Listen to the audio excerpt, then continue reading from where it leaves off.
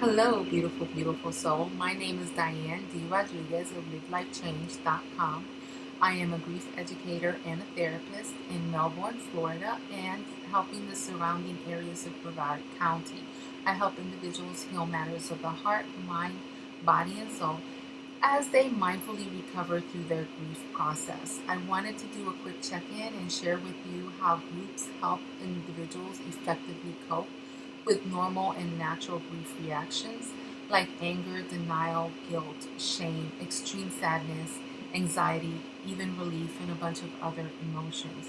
And it dawned upon me that while I was doing the benefits of support group videos, that some people might be on here who may not be local and who might need that extra support in finding and understanding what support groups are and finding a support group within your own area. So today I'm checking in to really just do a quick recap on understanding what support groups are, and then just following it up with the benefits of support groups and how to find the support group for you, where to look and who to ask for.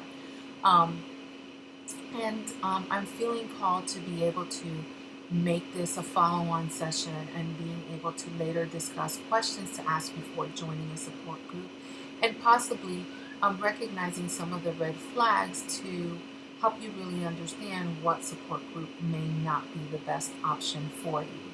So, understanding what support groups are. A support group is a gathering of people who share a common concern or interest.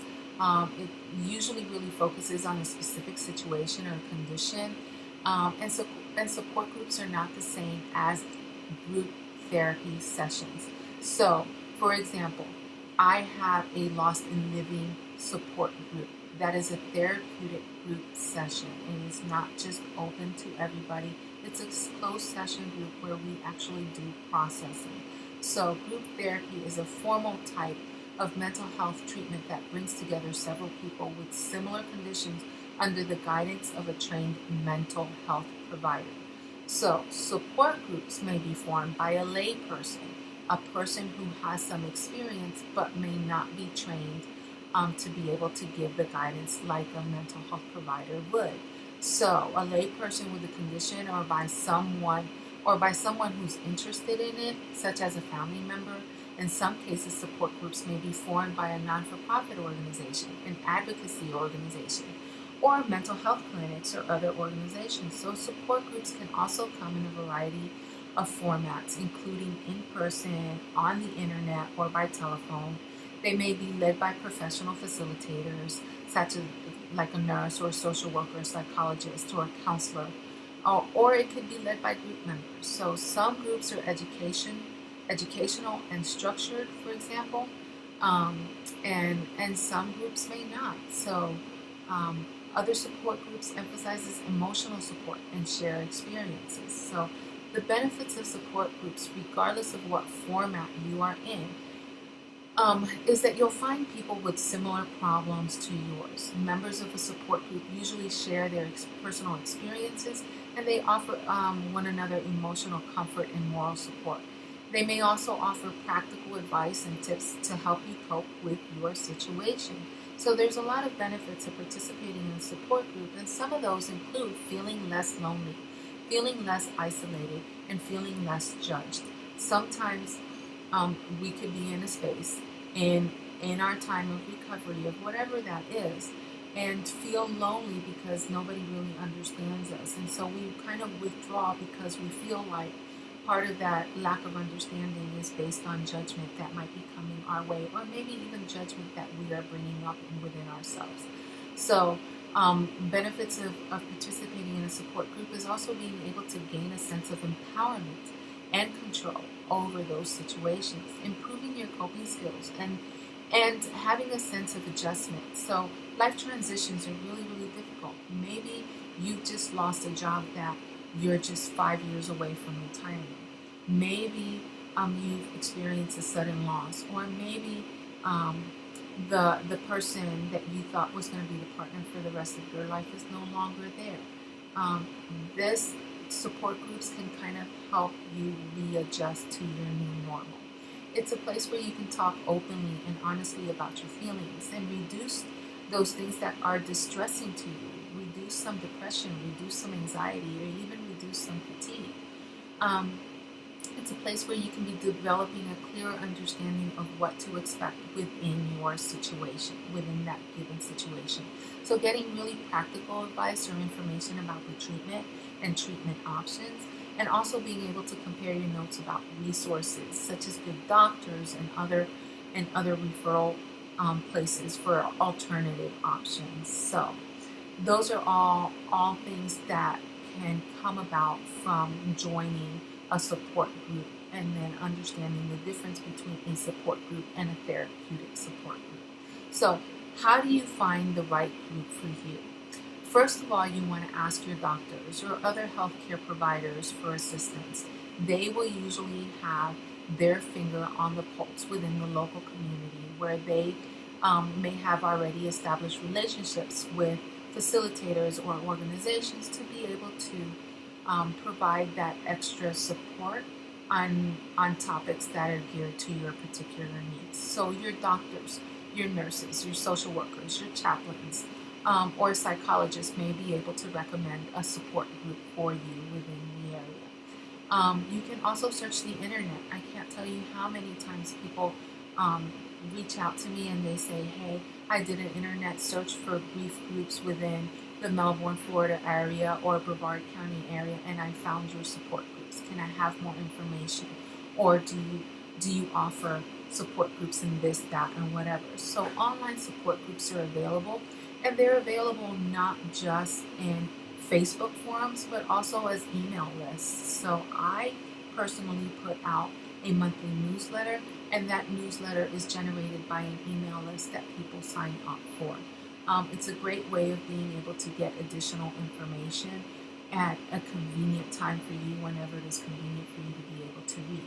Another way of searching the internet for online support would be news groups and chat rooms and blogs and even social networking sites. So those are all places that you can kind of look at in the own comforts of your own home. Contact local centers, contact your community centers, your local United Way, your local Chamber of Commerce, your libraries, your churches, your mosques, your synagogues or your temples in your area, and ask about support groups. If you're looking for grief groups, you might want to look into contact the hospitals. You might want to contact your local funeral facility, or you might even look into hospice and see what kind of bereavement groups they might have and what kind of support groups they might have. Another effective place to look for support groups would be checking your local listings. Look in your local telephone book, and yes, I as I say that out loud, I'm hearing how many people actually get local telephone books, but I know that I still get one for the area at least once a year. And it serves as a great resource for me to be able to just kind of go through and do a quick check-in. If not, you can find your local telephone book online. Check your newspapers for listing of support resources. Check special magazines that surround the topic. I know for myself that when I talk about mindful grieving, a lot of people think of the holistic magazines and resources that are available, and that's a place to certainly be able to look for that information. Ask people who you know with the condition or who may have suffered or had the same illness or had the same life situation that you are experiencing for support and for their own group suggestions. And then contact organizations.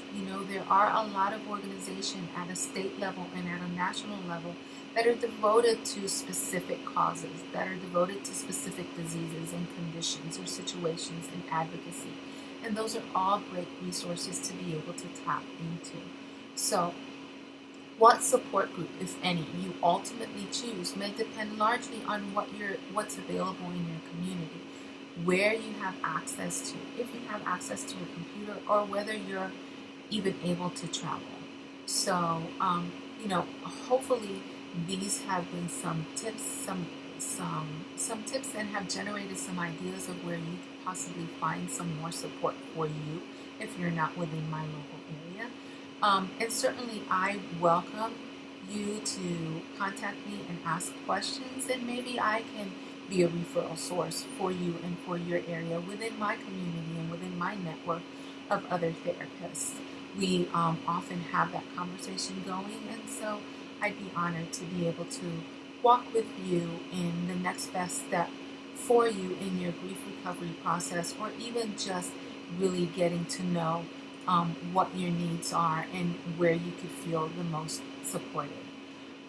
Again, I'm Diane D. Rodriguez of LiveLifeChange.com. I help individuals heal matters of the heart, mind, body, and soul.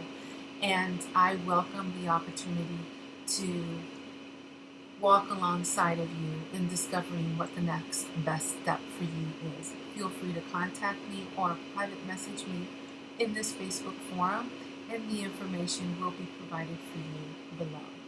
Blessings to you, beautiful, beautiful soul, and thank you for joining me today.